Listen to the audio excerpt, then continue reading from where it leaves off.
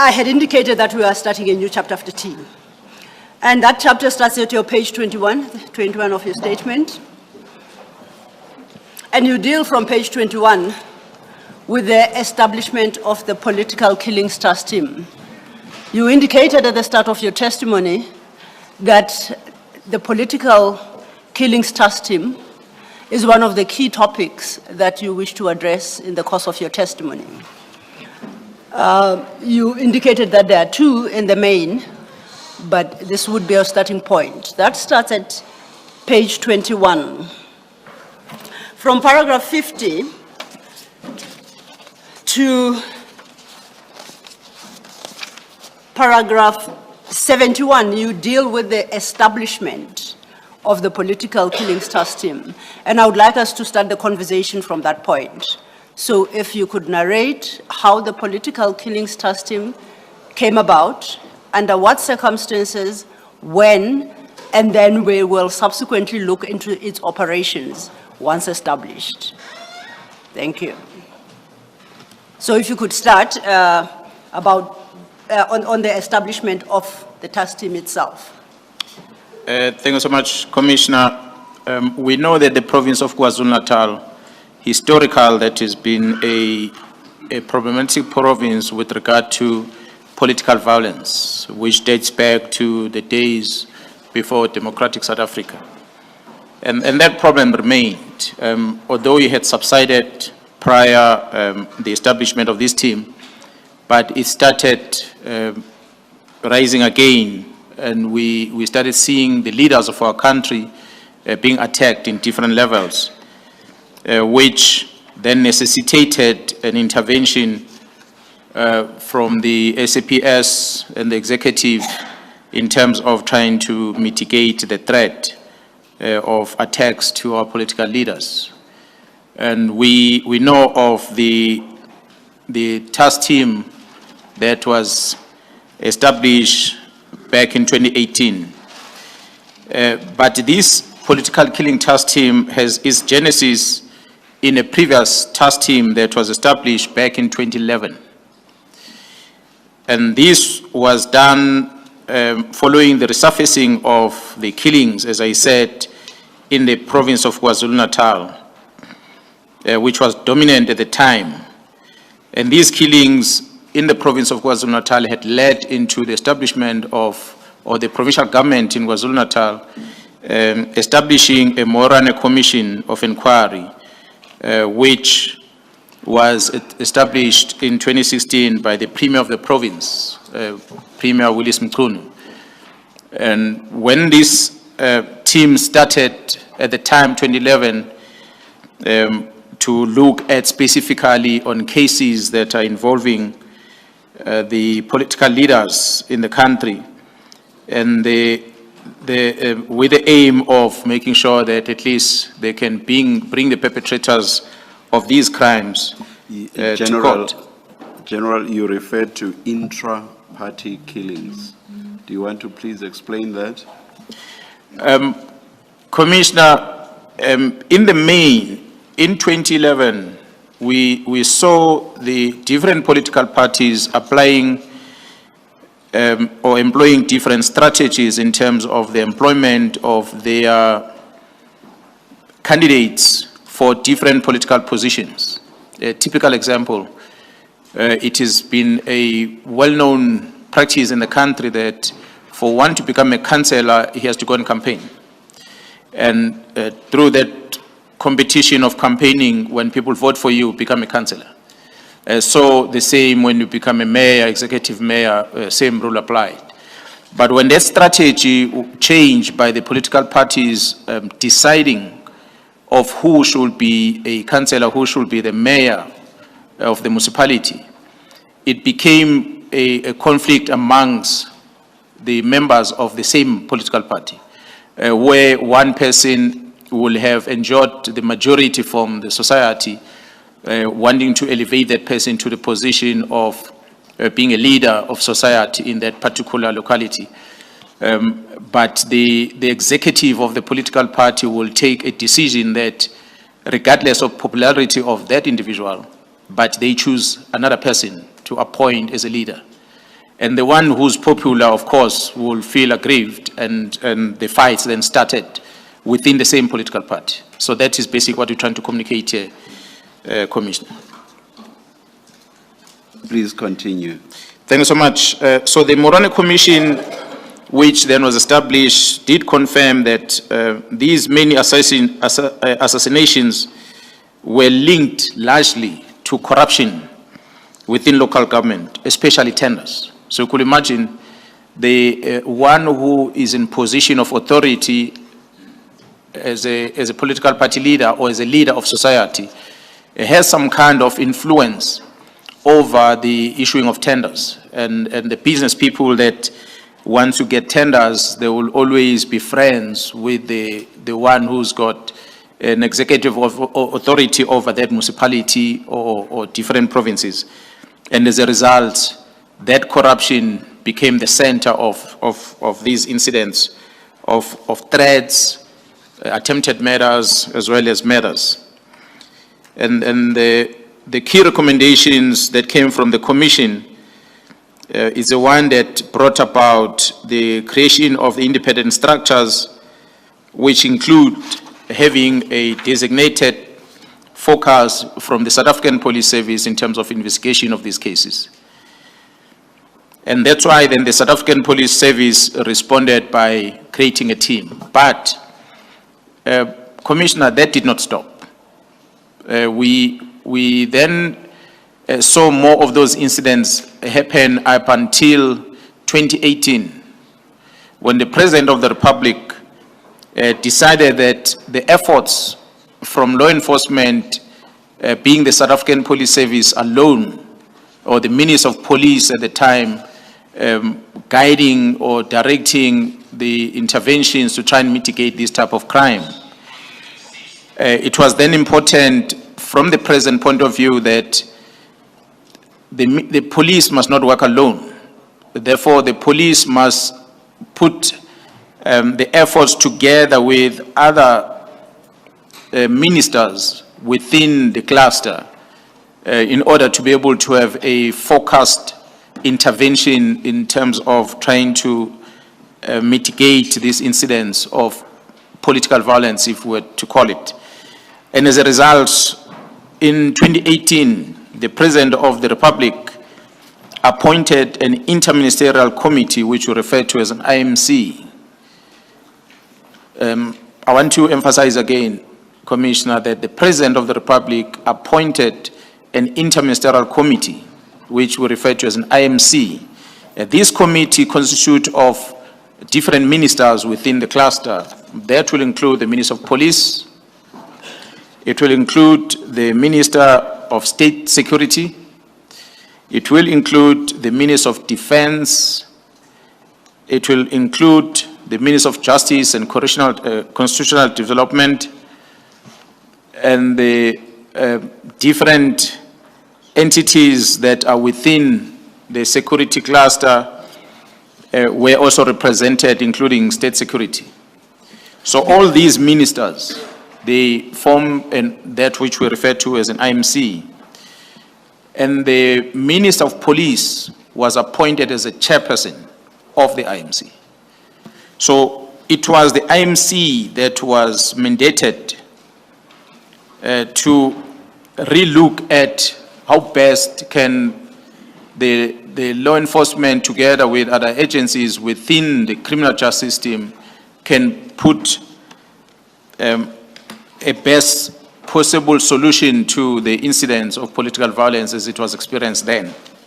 Before you move on, General, if I may, at your paragraph 53, you highlight the reasons for why, in part, the President elected to implement a different approach, which is through the establishment of the IMC.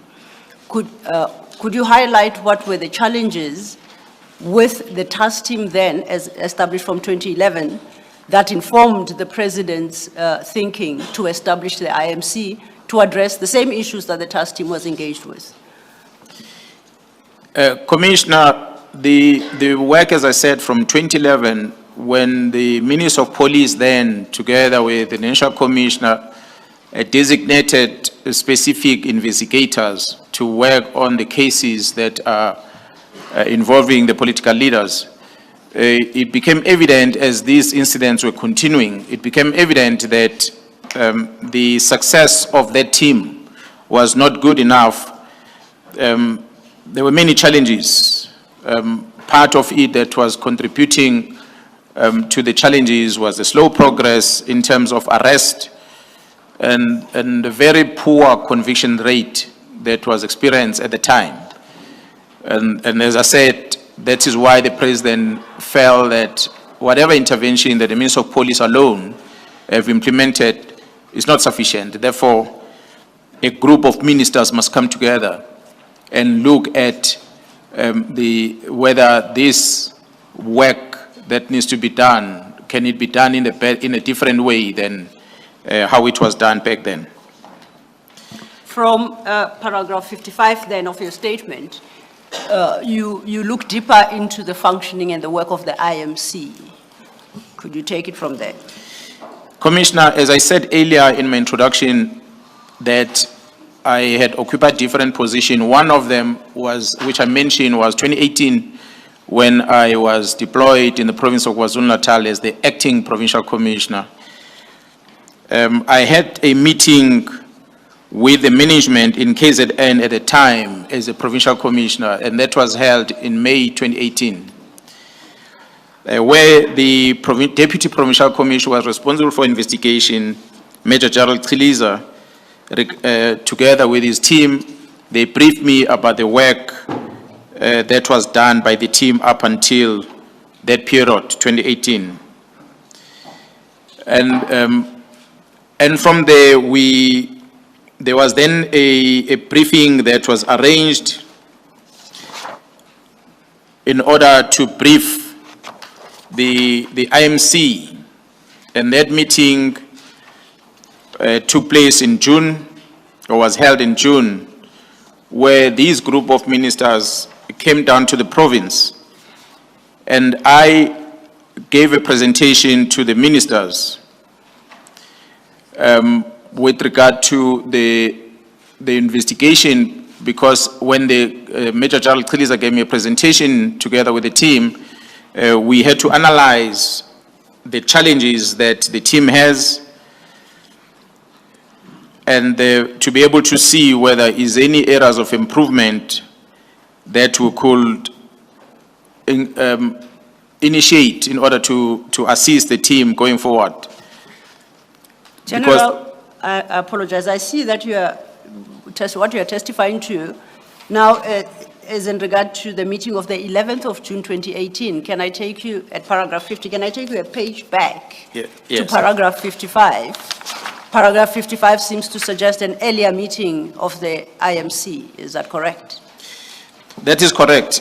When, as I said, Commissioner, I had met with the team to try and establish who is working on the cases, and the IMC had convened in May as well, as I said, in 2018, after my arrival in the province, where this Deputy Provincial Commissioner, Major Nhlanhla, gave a presentation on the work that was done by the team that he was leading at the time, from 2011 to 2018. And the Major General Nhlanhla, and him giving the presentation, the IMC was not quite pleased about the progress made by that team. And they then indicated to all of us that was there that their key aim was to make sure that there is integration of different stakeholders within the justice system to work together in order to be able to address the program of killings of the political leaders in the province. So therefore, the IMC tasked us that we must look at a way of reconfiguring this work that this team is doing in order to be able to have good successes going forward.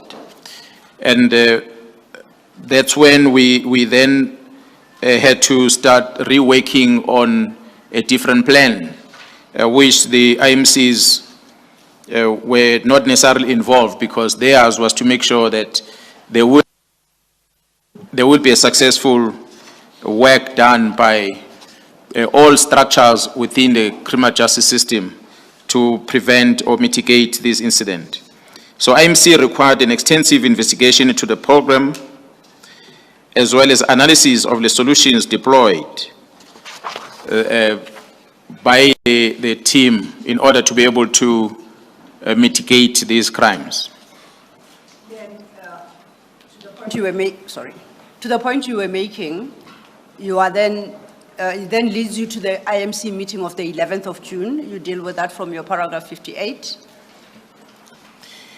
Yes, as I said, Commissioner, when I was in the province, I arrived almost at the same time when the President had announced this IMC. So in the initial briefing that was conducted in May, IMC were quite not happy with the work that was done because the performance which they were interested in did not inspire confidence that there will be a solution in terms of these incidents that are directed at our political leaders. And as a head of the province at the time, the task to revise this plan fell on my shoulders. So I had to then attend to a new strategy that is going to help us to win the war. And that the IMC conducted another meeting in June, which was a month later. And when they arrived in the province, the group of ministers, as I said, I gave the presentation to them about the outcomes of the investigation and analysis of the work of the team. And in summary, the key conclusion drawn from the analysis that we had conducted back then was that there was an ineffective and not appropriately structured way of working by the police at the time, which one of the challenges that was identified was that the team was operating in silos. We will have a detective working at the police station, which is said to be part of the task team, carrying one docket involving the political leaders, whereas the same detective has other cases that he needs to prioritize that has got nothing to do with the priority that was given to him or her. So those became a bit of a challenge that we had identified. And I concluded the presentation which I made to the IMCs at the time, where I made a proposal that an investigation and a prosecution strategy will be developed in order to try and address the problem. And this will require a specific budget and a specific support that will have to source from the National Commissioner in order to be able to deal with the problem at hand. The IMC welcomed that proposal, and they granted the requisite mandate for us to proceed in the best way that we can be able to mitigate this threat of this criminality that we're experiencing. So subsequent to that, we then developed a strategy which I led. During that period of development of the strategy, I kept the National Commissioner abreast of the strategy being considered by the team, because we will require the National Commissioner, as the head of the operations in the police, is the one who's managing the operations in the police, to grant us approval on this strategy.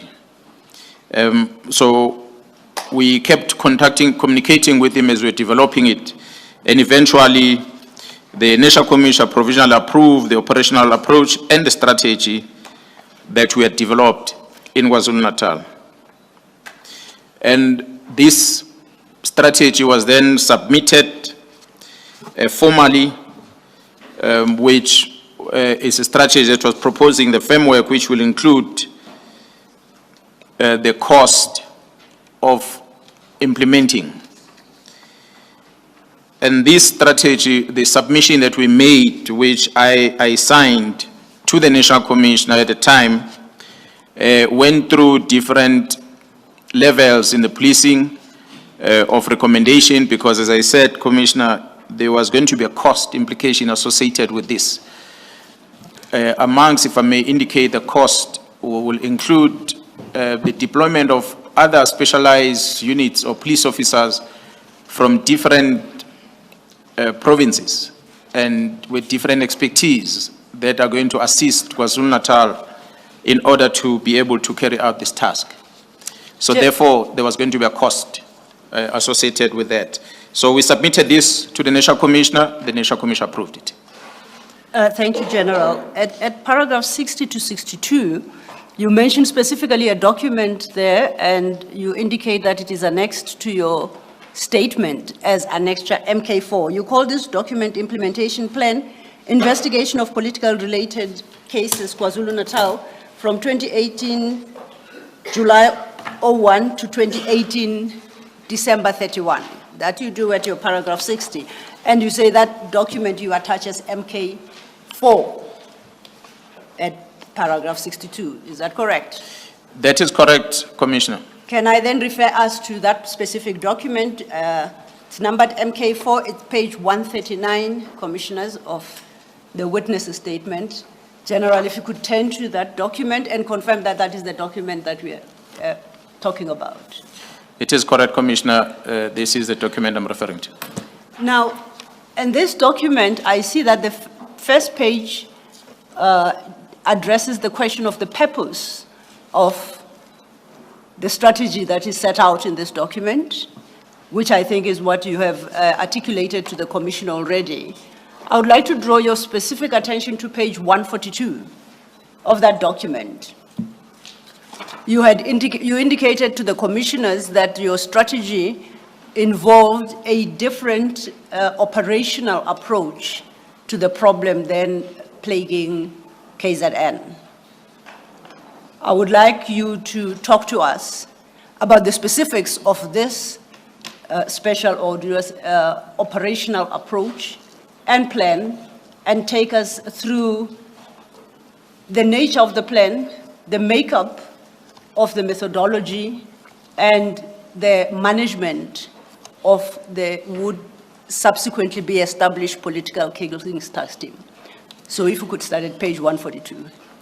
Commissioner, this approach and the concept that we adopted, it's a tried and tested operational methodology that we use in many operations in the South African Police Service, which will include different disciplines, as I mentioned, with different capabilities, including intelligence and operational and investigative capabilities in that team, which is multidisciplinary, whose aim is to assist each other to speed up the work that needs to be done. Because ordinarily, you will have a detective working somewhere and the forensic person working somewhere and intelligence working somewhere. But we bring all these together under one central commander that is going to manage them and execute this task. We then establish a command structure of that task team. And the command structure that is going to focus on the execution of the task. And once after establishing that command structure, we then structure how the investigation is going to be conducted by establishing a central mission area, which we refer to as a mission area in the main, where the joint coordination of the operation is conducted under that commander. And then we, which in this case will have been at the provincial office where I was seated. From there, we will then establish a tactical operational areas, tech jocks, tactical joint operational centers, which are then located in different parts of the province that are going to focus on operational activities in that specific area, and then they will report and come and account to the mission area operational center as they execute their task. As I said, there will be an intelligence gathering, there will be analysis of the information, and then operational coordination, which will also include the investigation, as I said, and as well as the combat that will protect the investigators that are working with them. So it's a team that will be self-sufficient as they work. If a typical example, Commissioner, will have expert from forensic in that team, that as and when they found evidence, for instance, a firearm in the crime scene, they don't have to send it to forensic and leave it like that. They know the workings of the forensic, so they will go in there and be able to engage with their colleague to speed up the process of that analysis. Not necessarily that at times they do it themselves, but they will engage with their colleagues because they have access into forensic, unlike a detective who will put it in the reception area and wait until he's told. But the forensic people that are in the team, they've got access to forensic service. They know their colleagues, so they make it easier to speed up the process.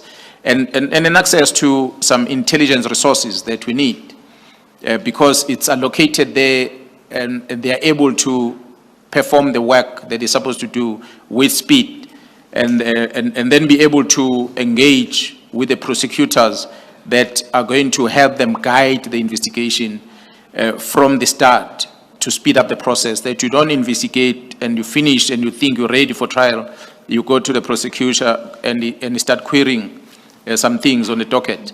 You work with the prosecutor as you develop this investigation. It gives you guidance in terms of what is required, and you go and collect that. So it is that coordination of the work that was the emphasis for this strategy to help us work, structured in that fashion at the technical side, as well as the mission area side. So I hope I've covered everything. Yes, but midway that page, you list certain operational concepts which I think on their mere reading would sound like they are normal police concepts: intelligence gathering, analysis and coordination and the like. What about this particular task team was peculiar as compared to the previous, regarding an approach to these concepts? The difference is that we will have, Commissioner, as I said, with all these different disciplines coming together, and we have to group them. So we will have I will say different pillars of focus. There are those that are going to focus on information gathering and collection and analysis. And there are those that are going to focus on investigation, engaging closer with the prosecution and the likes. And there are those that are going to focus on combat. When we refer to combat and direction, are those that are doing arrest, takedown, doing searches, coordinate searches and the likes within the team, escorting of detainees from correctional centers to courts and so forth. And they have their own leg that they focus on. And then we also have the communication section that has to communicate the work that the team is doing, so that we have a common message that goes out there. The compilation of the report that is presented to the executive, updating on the work that the team does, as we will be briefing the public from time to time. So we needed to have that pillar. So it was different pillars of this operation that we employed that help us to be able to do the job. You indicated earlier that a specific and separate budget was required for this exercise. And overleaf, still with the same document, from 144, page 144, you deal with the cost implications of the strategy. Would you like to highlight important aspects and how it was, the costing was undertaken and on what basis the estimation was made? We had to include this, as I said, Commissioner, earlier, that we needed to mobilize different disciplines. South African Police Service is not structured in KwaZulu-Natal. It is a national, one central South African Police Service. So therefore, if we have resources that are not there in KwaZulu-Natal, we have to source it from other provinces, because it is one. For our purposes, do we really need this detail, Advocate Silva? If the commissioners are comfortable, not necessarily. It doesn't have to be a deep dive into that. There seems to be concurrence on the bench, Chair. Yes, Thank yes. you. Then I will turn over to, after you deal with the cost, from page 146 is a series of signatures. Could you then briefly talk to those signatures, explaining who appended their respective signature and for what purpose? Commissioner, There Chair? has been a rethink to my right. So perhaps the general should cover Okay. that detail. Perhaps we may try. Apologies for that. That's quite all right, Chair. We'll strike a balance. It shall be in the briefest and most succinct manner, General, dealing with the cost implications of this particular strategy. Perhaps I think you should highlight the period for which the budget was intended, and you discuss it in that context. Okay. Commissioner, as I said, we developed this in June. Our intention was to start with this operational approach from the beginning of July, ending for the year, ending in December, end of December, which was a 6 months period. We wanted to deploy over 139 police officers during that period. So as I said earlier, Commissioner, that we will have wanted to bring other police officers that are not from KZN. Therefore, there's a cost associated with the accommodation, and subsistence, and traveling allowances, and so forth. We needed to get facilities for them to work from. Some of them, including, as I said, accommodation where they sleep. And we also needed to have other resources, computers, vehicles, and so forth, they needed to have to allow them to be able to work. Different disciplines are a responsibility of different deputy national commissioners, as we explained the structure earlier. So as we proposed this, we needed to make sure before the national commissioner signs off that these deputy national commissioner have an insight of what we want to do, and they make their own recommendations to the national commissioner in terms of the plan. So that's why you see the submission having been made by myself as a provincial commissioner.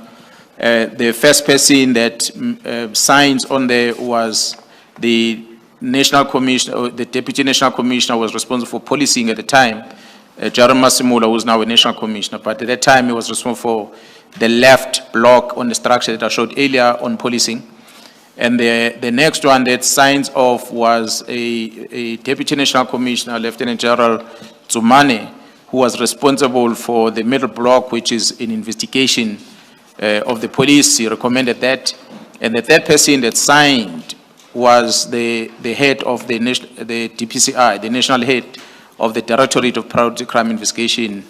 At the time, the Lieutenant General Sibia, who was in that position, had signed and recommended the same.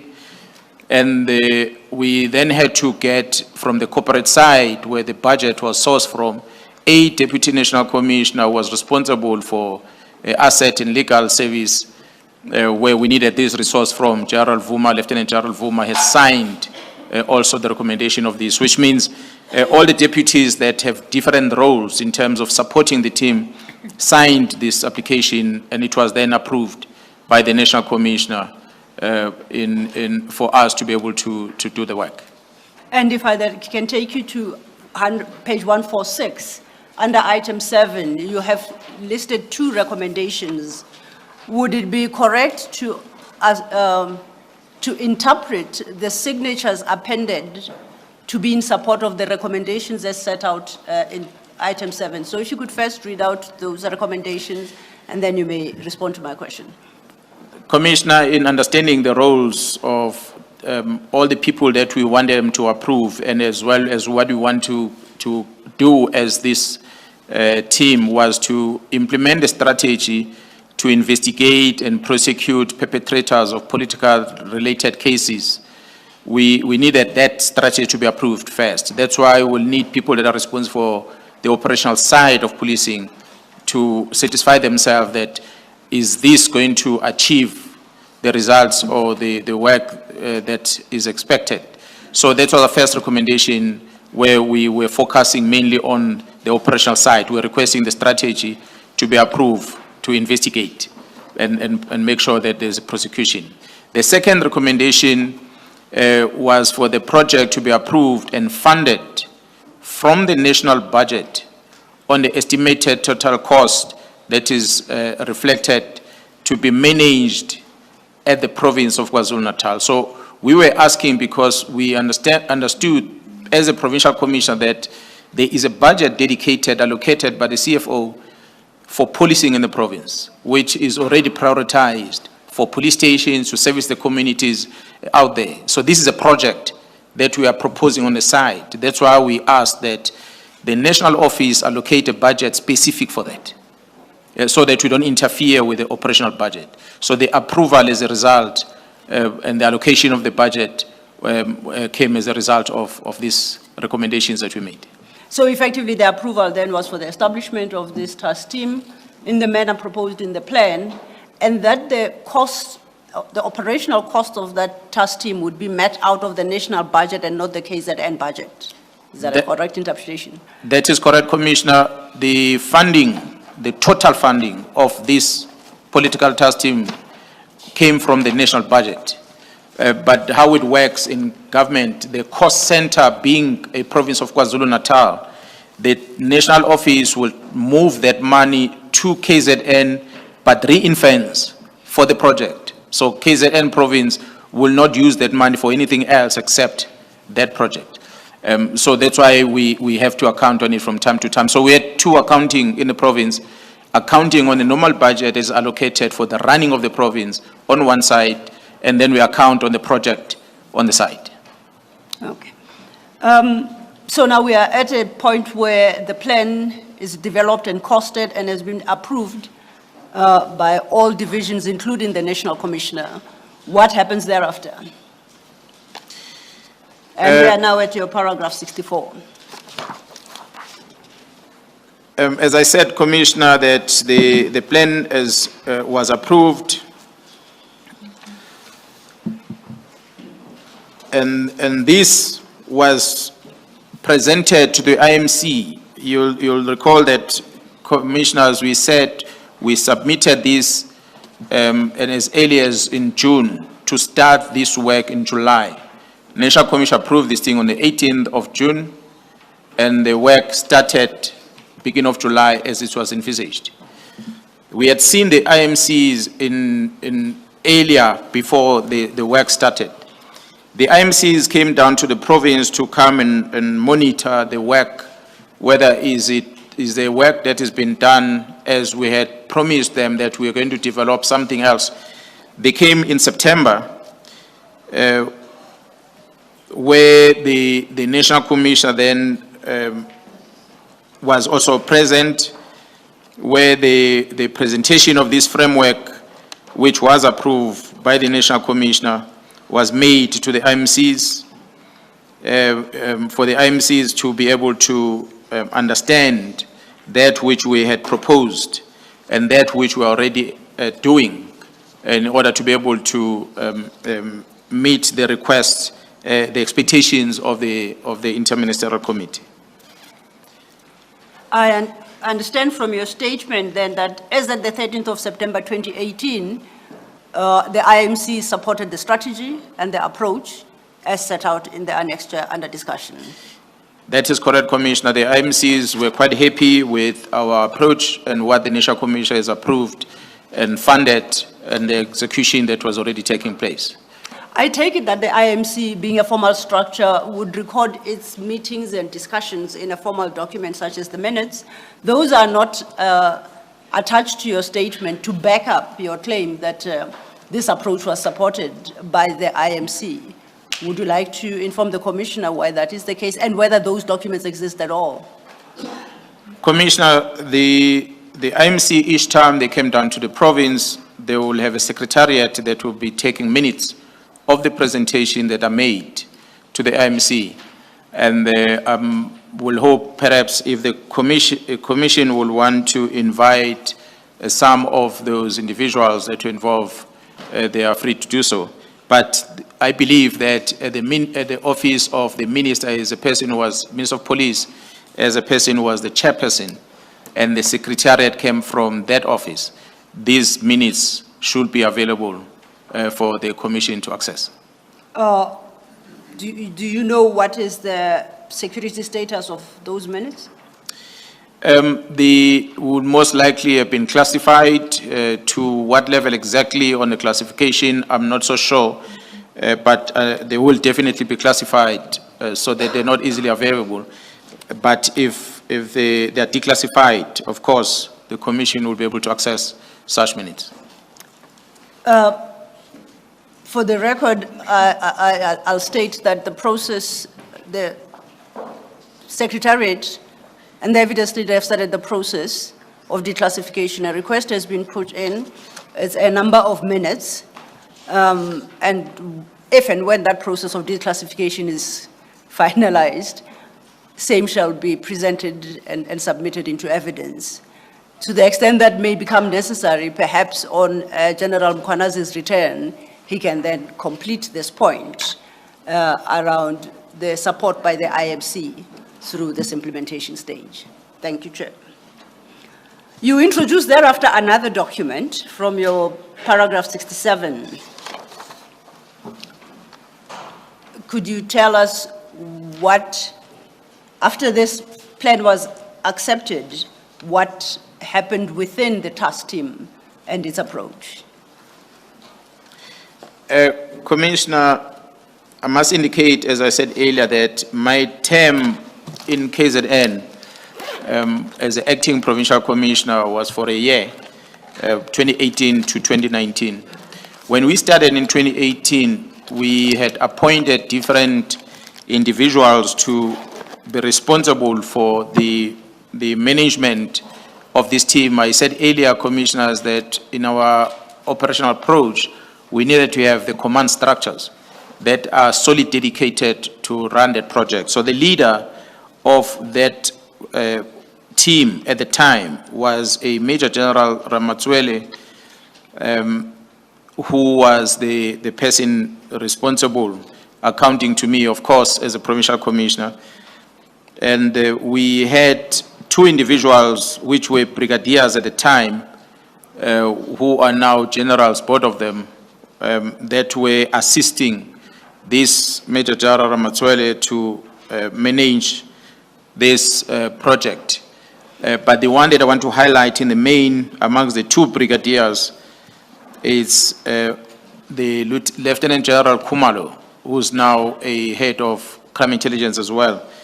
At the time, he was a brigadier when this team started, and he was appointed as a project leader and a coordinator of this team, with his expertise of coordination of operation that he was a post he was occupying at the national level at the time. He was appointed to also coordinate this specific team at the time under the leadership of Major General Ramatswele. And I might just indicate, maybe pause there, Commissioner, indicate that Khumalo had landed in the province of KwaZulu-Natal at the time, deployed with myself to go and act in the province, but not for the task team specific. So, but when this reconfiguration or the strategy was developed for the team, he was then assigned to be part of that team when he started. So he was playing his role under leadership of Major General Ramatswele, and subsequent to that, Major General retired. And then Khumalo, at the time, had been promoted to a rank of Major General. He was then given the responsibility to be the one who then assumed the role that Major General Ramatswele was performing of leading the team in the province. And of course, he would have been promoted after that to other ranks in the service during this running of this team throughout the project. But in all that, I remain responsible for the work of this political task team, despite the fact that in 2019 I will have moved to the head office, but I still had the responsibility over the work the team was doing. So Khumalo is currently a divisional commissioner at crime intelligence, but he still had that responsibility given to him to oversee and coordinate the work of this team. So then if I understand it, the appointment to the task team is not dependent on the post occupied by the candidate. It is the candidate that is appointed to the task team who happens at that time to hold a particular position within SAPS. Is that a correct understanding on my part? That is correct, Commissioner. In the result that, with the example of General Khumalo, that even as he progresses through the ranks of the SAPS, until eventually he is then appointed divisional commissioner of crime intelligence based in Pretoria, that appointment to the task team is retained and he still discharges that duty. That is correct, Commissioner. That is the workings of the South African Police Service, that you are given different roles while you are occupying your post. Typical example is that Major General Matswele, who was there at the beginning, was stationed at the head office in Pretoria and had his responsibility at the Detective Service Division.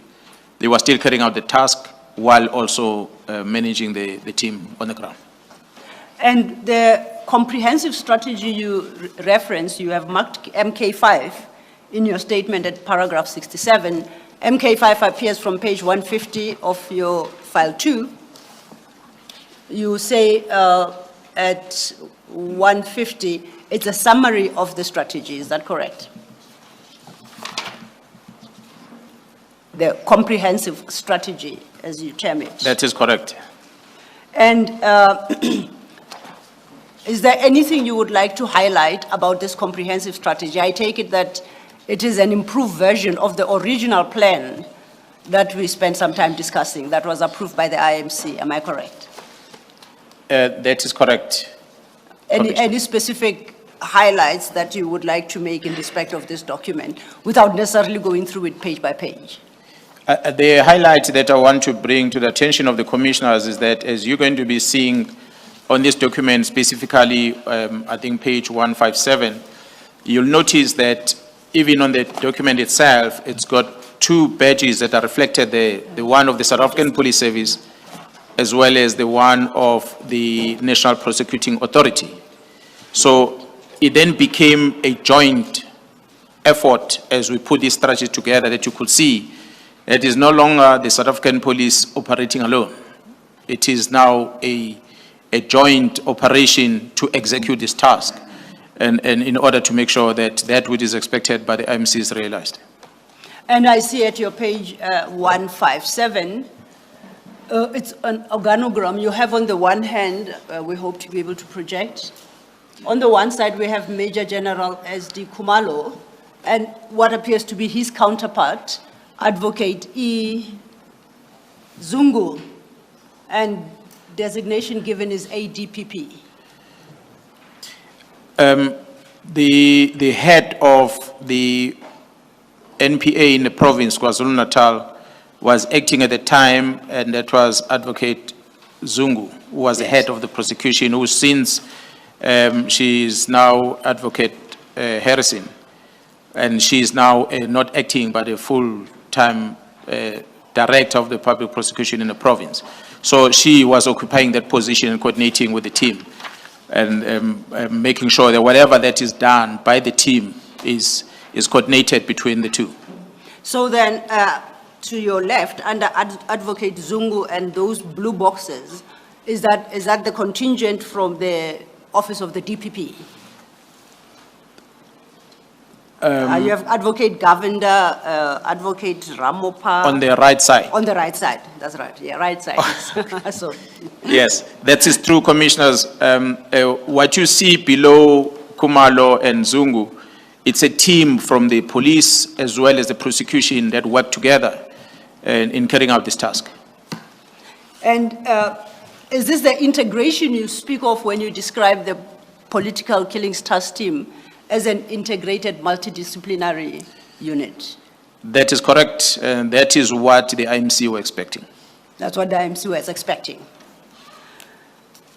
You indicated in your first plan, MK4, that you had requested and you had recommended, and it was approved, a budget for the task team. That was, however, for a specific period in 2018. Could you highlight how, since then, the task team has been funded and from which sources?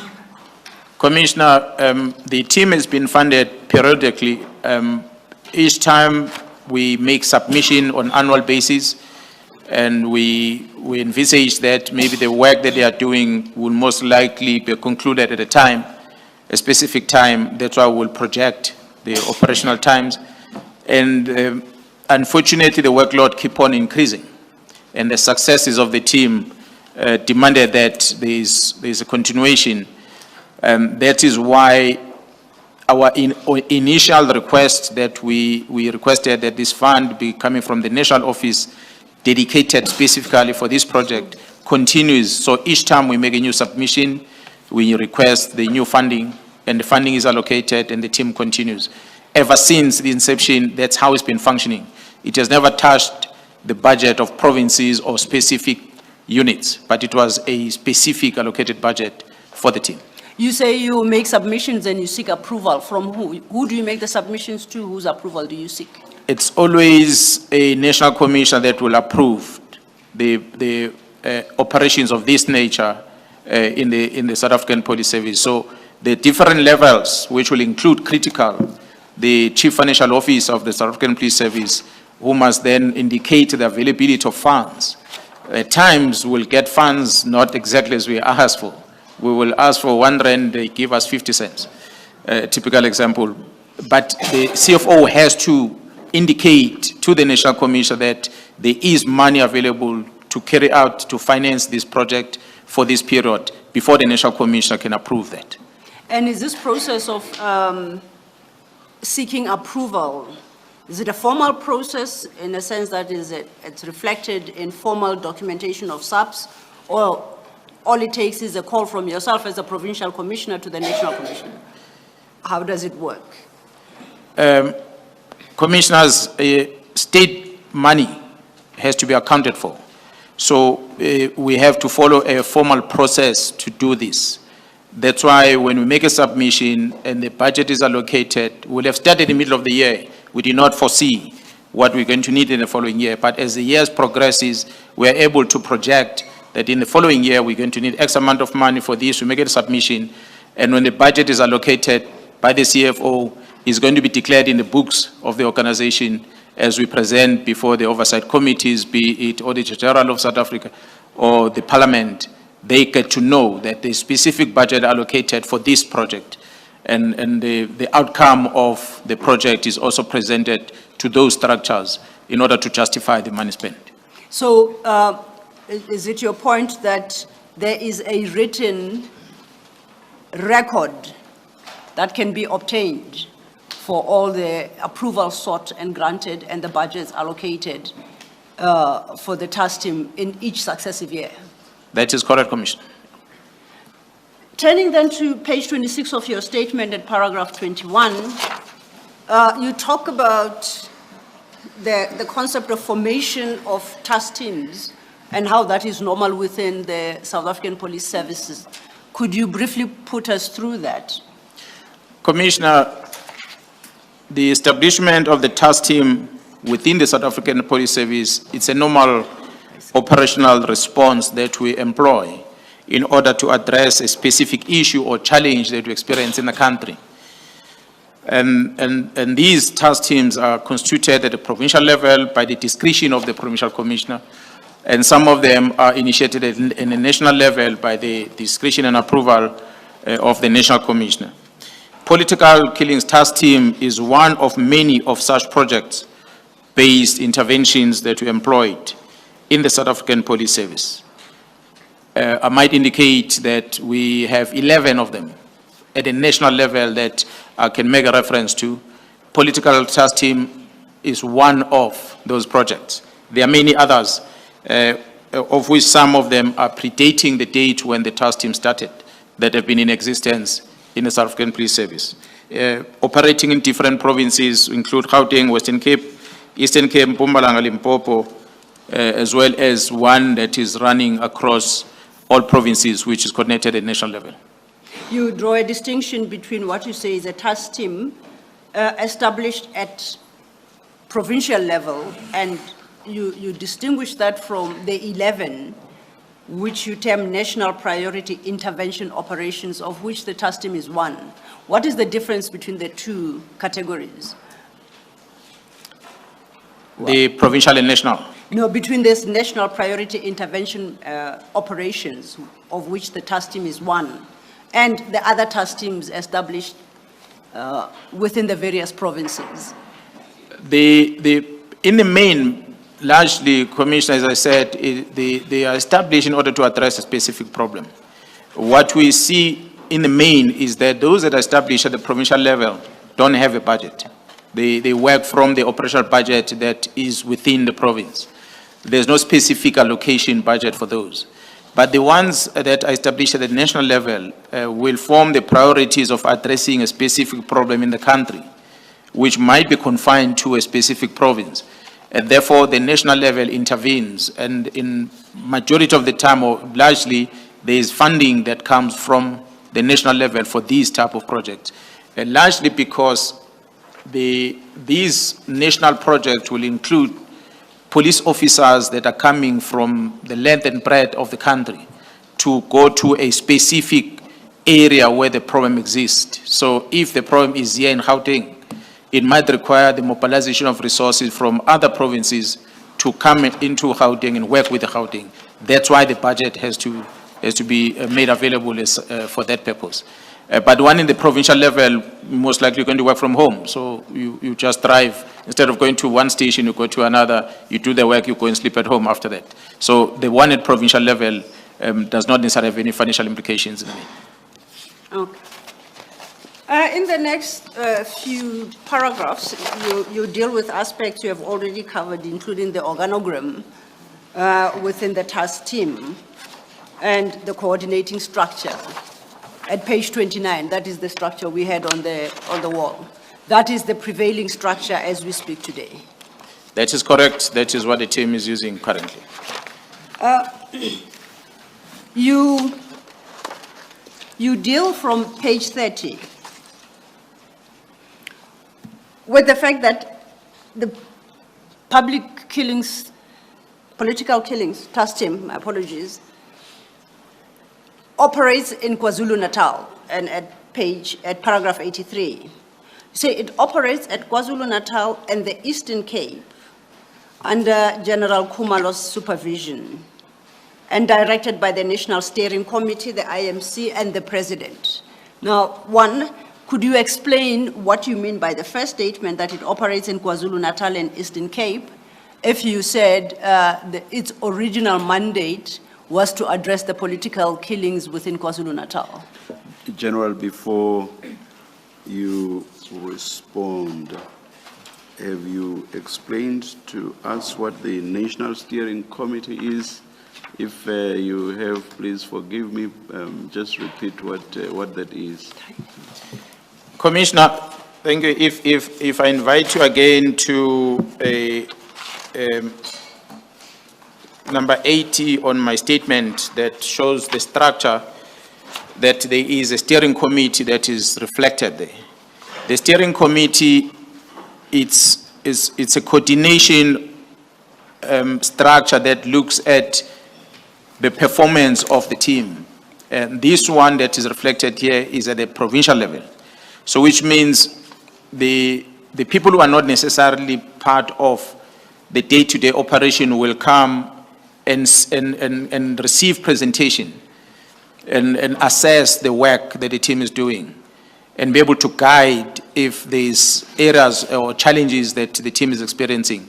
So at the provincial level is reflected, we have that, as well as at national level, we had a similar thing, as I had indicated earlier on approvals, that will have these deputy national commissioners, including the head of DPCI, who will be signing on the project. So they at the national level will also form a committee that will look at that, because the report must land on the desk of the head of these institutions that are involved, be it the National Director of Public Prosecution and the National Commissioner, Commissioner of Correctional Services, the DG at SSA, Chief of the Defense, and all those entities that falls part of the cluster will receive that presentation before it's presented to the IMC. So that's basically what the steering committees are doing.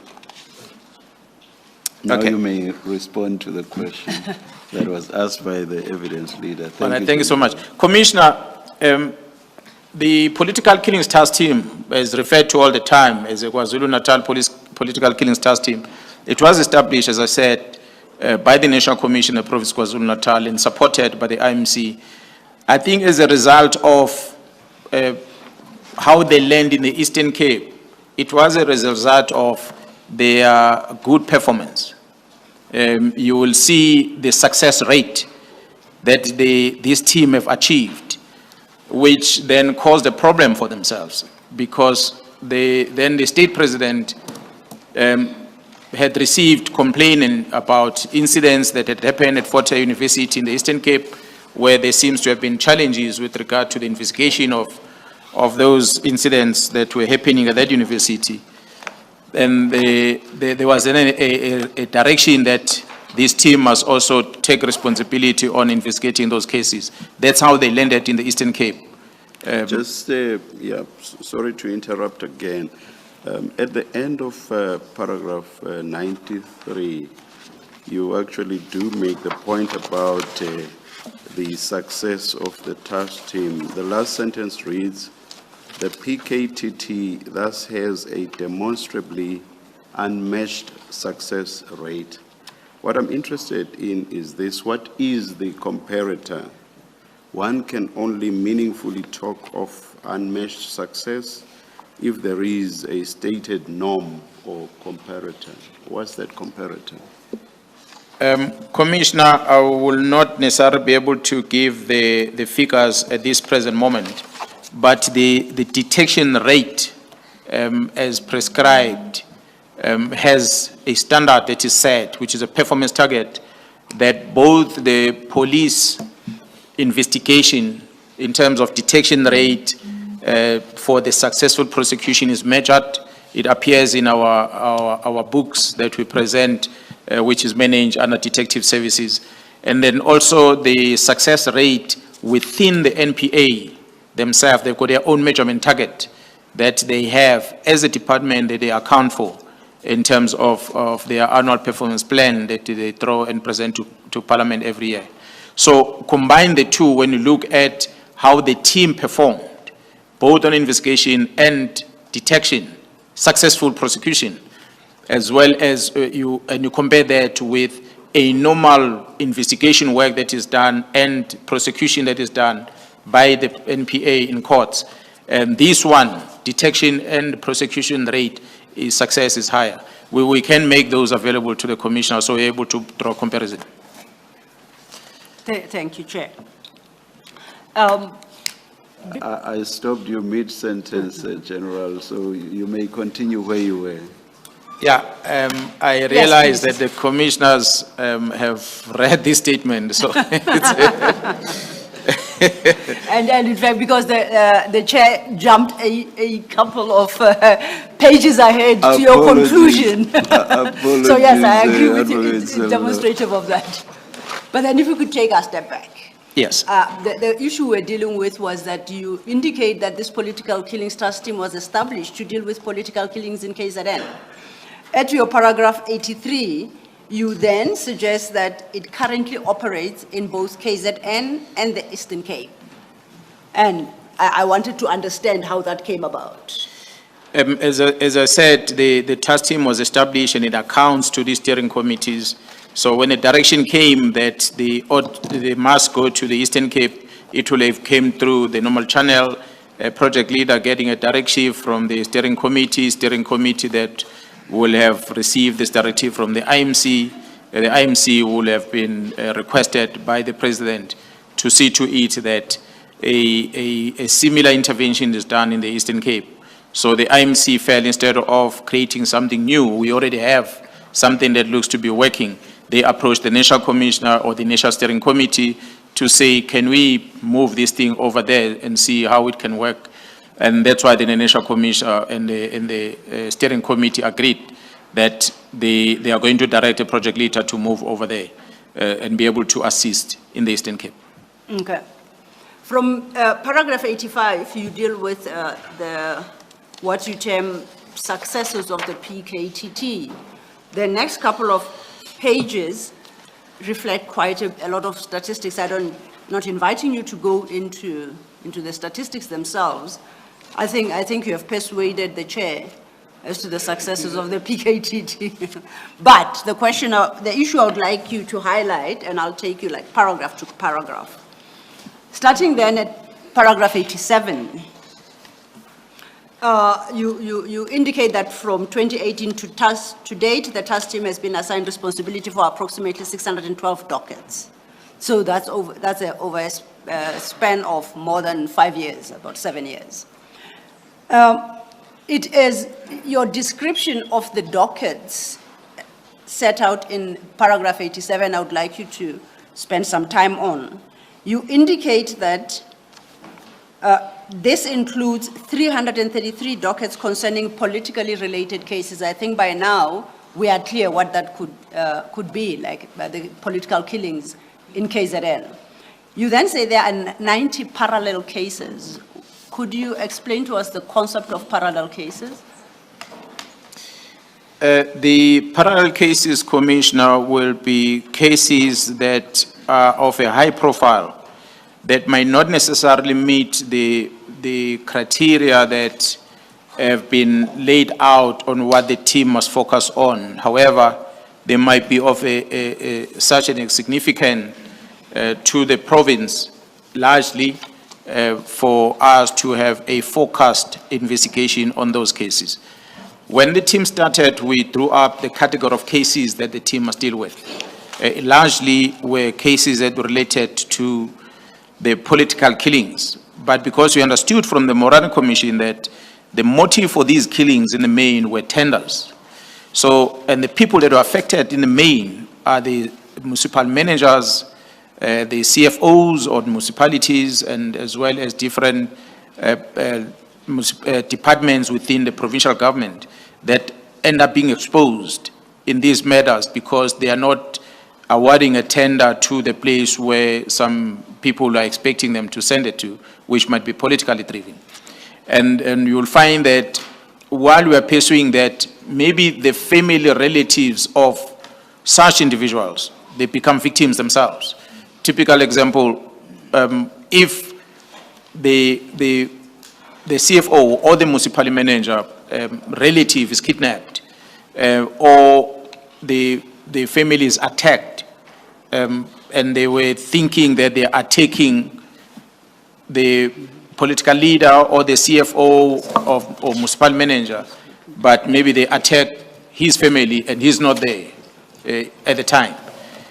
We can see as a province that this looks like was directed at this person. And this person is protected by the work of this team, but the relative is not. But we can see this attack was aimed at getting to this person. So we take that docket and it becomes a parallel docket because it's not listed.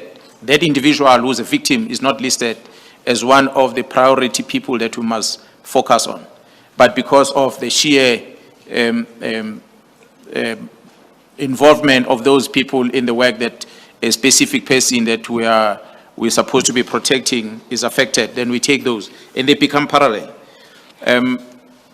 Then can you distinguish that from what you call ad hoc? Because another category is ad hoc cases. Then the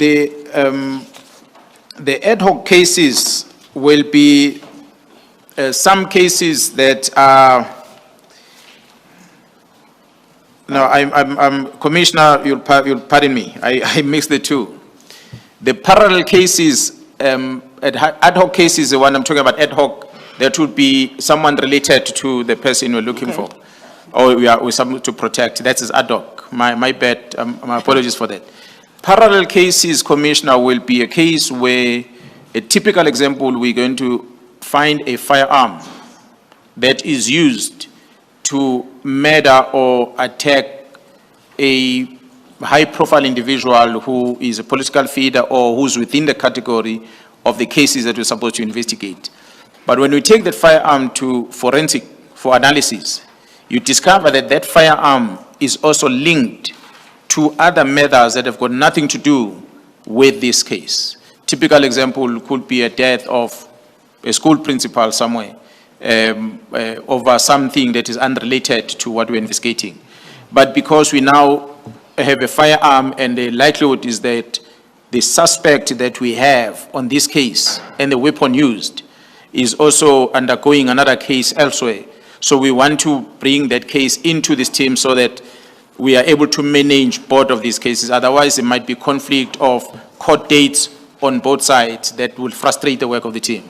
So we then bring those ad hoc cases that come on board. That is one angle of ad hoc. We have other ad hocs, Commissioner, as police officers go about your policing business, where members will be moving from point A to point B and they see a suspicious vehicle. They will stop that vehicle, and upon searching the car, they will find illicit goods inside, illegal firearms and so forth, and they effect arrest. So they carry that docket as well. Not necessarily it was part of their plan, but by default, because they managed to deal with it. And sometimes they might get critical information that is urgent for them to attend to, and they attend to that, and it produces a docket. So those become part of ad hoc. That's why you see, even on the number, those ad hoc become many as compared to parallel. Parallel, as I said, they are more closer to the cases that are a priority of the team. Thank you, General. Chair, Commissioners, the rest of the paragraphs following up to the paragraph that the Chair highlighted, where the PKTT claims unmatched success, 93. These are the specific of the statistics. I do not intend to go through those unless there are questions from the Commissioners, but the statistics are set out in those paragraphs.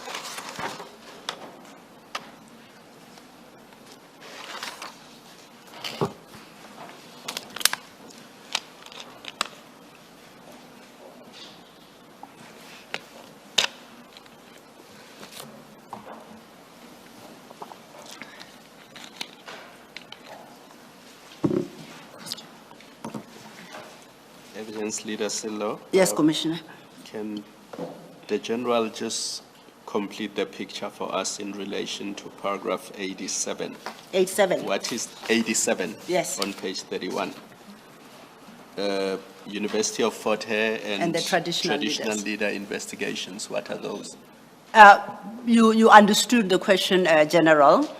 Just to point out, these will be dealt with in greater detail later, but I think, no, for purposes of Commissioner Khumalo's question, let's complete that scene because they are referred to in the same paragraph. We've dealt with parallel cases, we've dealt with ad hoc, but in that paragraph as well speaks of 18 University of Fort Hare cases and 51 traditional leaders investigations. So could you briefly explain to us what is meant by 18 University of Fort Hare cases? And how they come to be part of the task team mandate, as well as the 51 traditional leaders investigations. Thank you, Commissioner. The Commissioner did take us to the last sentence on paragraph 93, which reads that the political task team killings task team thus has a demonstrably unmatched success rate. It is this success that brings about these interventions, as we had reflected also on paragraph 83. When the crisis is observed at a particular area by the executive authority, and a request is then made for the intervention in that front. So in this case, I did indicate that previously how the team landed in the Eastern Cape, specifically at University of Fort Hare. That's why you see the total number of cases that the team has been dealing with at Fort Hare University, 18 in total, which was mainly also murders, attempted murders as a result of corruption within the university. The request as a result of the pressure from the traditional leadership that themselves were experiencing attacks largely in KwaZulu-Natal province. That influence, I believe, the President of the Republic to approach the executive IMC in order to direct them to also pay special attention on this incident that not only affecting political leaders, but also affecting traditional leaders, specifically in KwaZulu-Natal province. So as a result, through the IMC and the steering committee, the team was then given the responsibility to also investigate cases that are involving the attacks and deaths of traditional leaders in our province of KwaZulu-Natal. So that's why you see the total 51, which was also in addition to the work of the team. So in essence, the original mandate of the political killings task team, as I understand you, was expanded to include the two issues you speak of, the University of Fort Hare and traditional leaders. That is correct. That is correct. Can you indicate for the record who extended that mandate? So it's a mandate that to be directed by the IMC after approaching the steering committee, and then the steering committee through the National Commissioner will then direct the team to take over that responsibility. And just then for, I guess, my own edification to conclude, particularly on the Eastern Cape, the mandate, so far as Eastern Cape is concerned, the extension of the mandate is specifically to the University of Fort Hare cases, such that once completed, the political killings task team would not have a role in the Eastern Cape. That is correct. I must indicate, Commissioner, that the team being moved from KZN to focus on the Eastern Cape, it did not necessarily mean that there is a complete new budget that is allocated for that purpose. So they had to do that work with the same budget that we did not plan for originally, that we planned to do the work in KZN, but they use the same budget to also move to the Eastern Cape to do the work. Thank you, General. Chair, I see my junior points out that it's 13, it's 2 after 13. The issue, I was hoping to finish this particular topic so I can start a new one at 2 o'clock, but that would eat into your lunch and perhaps on the first day it's uncalled for. Are you able to estimate how long you 3 will minutes. take with it? 3 minutes, Chair. Thank you. Only if it is 3 minutes. 3 minutes. Then if you could just conclude on this topic, because the next main one will be dealing with touches on other issues. I want to refer you to paragraph 96, page 35 of your statement, and together with paragraph 98. My question is, what is the status in terms of the approvals thus far granted? What was the status of the political killings task team in the financial year 2024-2025? And what is the current status in the year 2025 to 2026? I ask that question mindful of the minister's letter of the 31st of December 2024, which we'll be engaging with. I'm asking from the perspective of submissions and seeking approval for the continuation of the mandate of the task team. So if we could start then with 96 and you explain to the commission what the status was then at the time that the approval was sought and what the status is now, and that would be at paragraph 98. Commissioner, as I alluded to before, that the offices of the Deputy National Commissioners also engages on recommending the approval of the work of the team.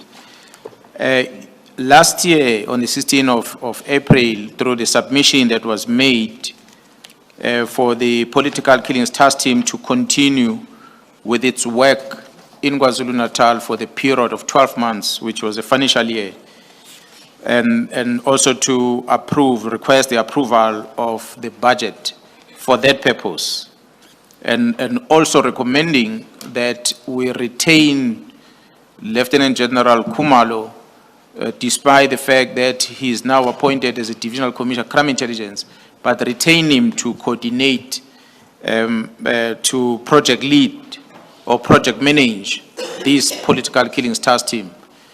And that submission went to the National Commissioner, of course, via different levels within the National Office, of which one of them that I want to highlight, that the Deputy National Commissioner Lieutenant General Sibia, who is currently the Deputy National Commissioner, Crime Detection, received this submission and he recommended the deployment of, or the continuing deployment of this team and the funding thereof, as well as the approval, recommendation for the approval of Lieutenant General Khumalo to be a project manager for this team for the period 2024 to 2025.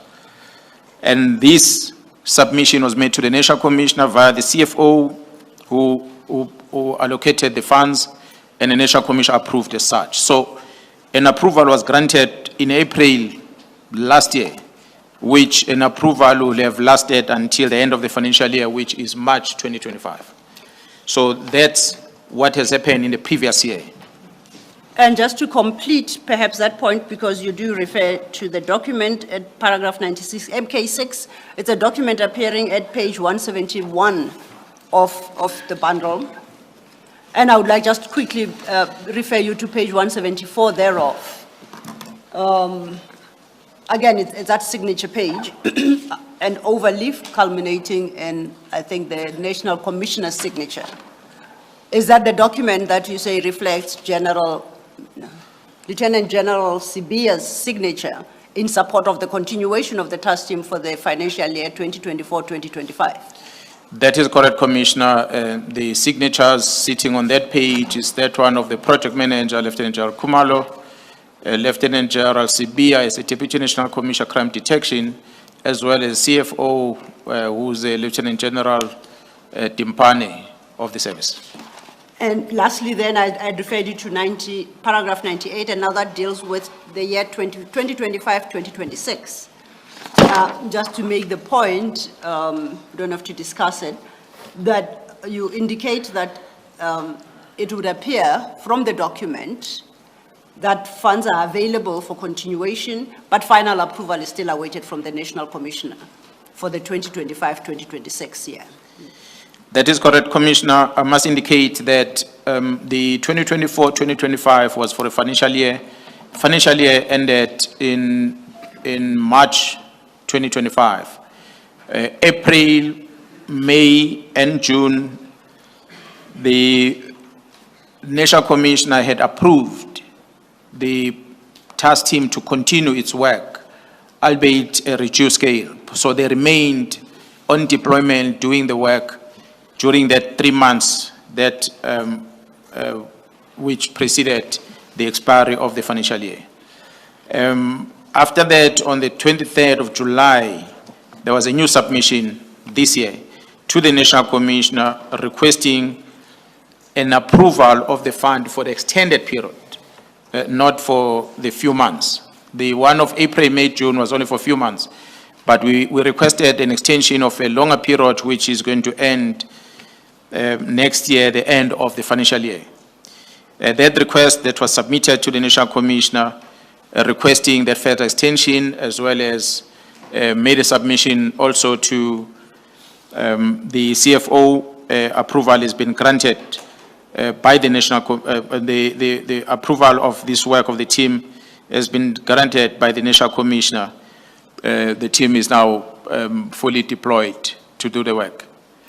But with reference to paragraph 98, your conclusion is that the final approval by the National Commissioner is awaited for the year, for the remainder of the financial year 2025-2026. Is that correct?